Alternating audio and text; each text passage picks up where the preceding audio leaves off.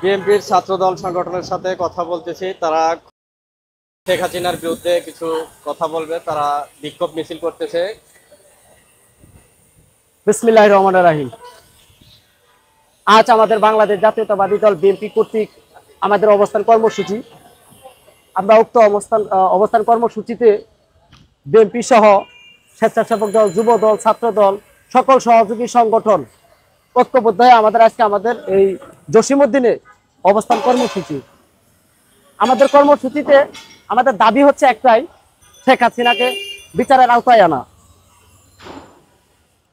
সাবেক প্রধানমন্ত্রী স্বৈরাচার ফ্যাসিস্ট হাসিনা সরকার নির্বিচারে সারা বাংলাদেশ যে হারে গণহত্যা চালিয়ে যাচ্ছে, আমরা সেই গণহত্যার বিচারের দাবিতে আজকে আমাদের এই অবস্থান কর্মসূচি।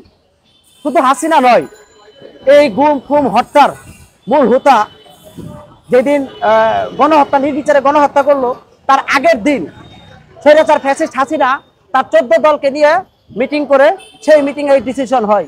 এই 14 দলের মধ্যে যারা উপস্থিত ছিলেন, জাতীয় পার্টির একাংশ আনোয়ার হোসেন মঞ্জু এবং জাসদের চেয়ারম্যান হাসানুল হক ইনু, ওয়ার্কার্স পার্টির সভাপতি রাশেদ খান মেনন, এই আওয়ামী লীগের হুতা, এই আওয়ামী লীগের দালাল, এদের সহ আমরা চাই বিচারের আওতায় আসুক, এদেরকে ফাঁসির কার্যকর গ্রহণ করুক।